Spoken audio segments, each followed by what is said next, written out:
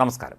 ലോക്സഭാ തെരഞ്ഞെടുപ്പുമായി ബന്ധപ്പെട്ട വടകര മണ്ഡലത്തിൽ വർഗീയ ചേരിതിരിവ് ഉണ്ടാക്കി എന്ന് പരാതി ഉയർന്ന വ്യാജ കാഫിർ സ്ക്രീൻഷോട്ടിന് പിന്നിൽ CPM കോഴിക്കോട് ജില്ലാ സെക്രട്ടറി പി മോഹനന്റെ മകൻ ഉൾപ്പെടുന്ന സംഘമാണെന്ന് റവല്യൂഷണറി യൂത്ത് ആരോപിച്ചു. മോഹനന്റെ മകൻ ജൂലിയസ് നികിതാസിനെതിരെയാണ് ആരോപണം.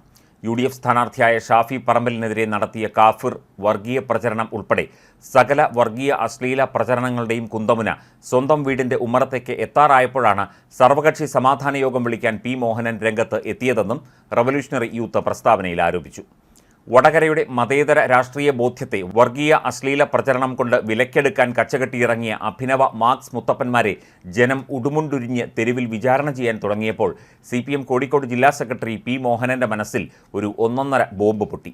സകല വർഗീയ അശ്ലീല പ്രചരണങ്ങളുടെയും കുന്തമുന സ്വന്തം വീടിന്റെ ഉമ്മറത്തേക്ക് എത്താറായപ്പോൾ സർവകക്ഷി സമാധാന യോഗം വിളിക്കാൻ വെമ്പൽ കൊള്ളുന്ന മോഹനന്റെ ചേതോവികാരം എന്താണെന്ന് വടകരയിലെ രാഷ്ട്രീയ പ്രബുദ്ധരായ ജനങ്ങൾക്കറിയാം.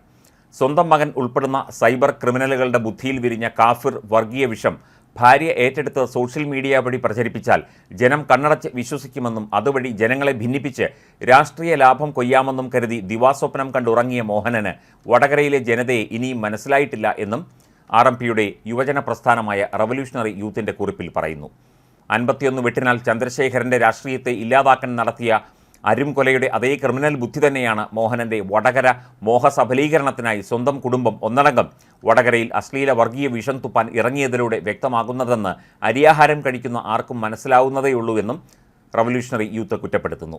പി മോഹനന്റെയും CPMന്റെയും രാഷ്ട്രീയ കുബുദ്ധിക്ക് മുന്നിൽ ആത്മാഭിമാനത്തോടെ മതേതരത്വം മുറുക്കപ്പിടിച്ച ജനാധിപത്യ പോരാട്ടത്തിന് നേതൃത്വം നൽകിയ ഒരു ജനതയെ ലീഗ് UDF നേതൃത്വം പണയം വെക്കരുത് എന്നും പോസ്റ്റിൽ പറയുന്നു.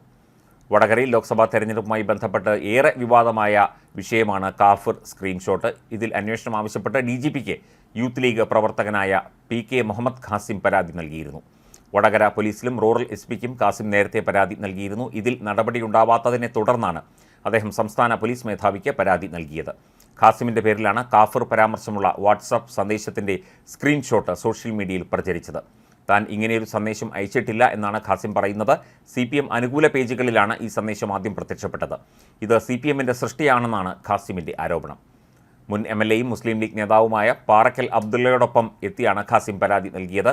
ഖാസിമിൻ്റെ പേരിലായിരുന്നു സ്ക്രീൻഷോട്ട്. ഇത് വലിയ രീതിയിൽ വിവാദങ്ങൾക്കും വിമർശനങ്ങൾക്കും കാരണമായിരുന്നു. നേരത്തെ പോലീസിൽ നൽകിയ പരാതിയിൽ FIR ഇടാൻ പോലും പോലീസ് തയ്യാറാകാത്ത സാഹചര്യത്തിലാണ് SPക്ക് പരാതി നൽകിയത് എന്നും പാറക്കൽ അബ്ദുള്ള ഫേസ്ബുക്കിൽ കുറിച്ചിരുന്നു. വീണ്ടും വടകര റൂറൽ SP ഓഫീസിൽ ഖാസിമിനൊപ്പം പോയി പാർലമെന്റ് തെരഞ്ഞെടുപ്പിന്റെ തലേന്ന് വൈകുന്നേരം പ്രചരിച്ച വ്യാജ കാഫിർ സ്ക്രീൻഷോട്ടിന് പിന്നിലുള്ള യഥാർത്ഥ പ്രതികളെ പിടികൂട്ടണമെന്നാവശ്യപ്പെട്ട് പരാതി നൽകാനാണ് വടകര SPയെ കണ്ടത്.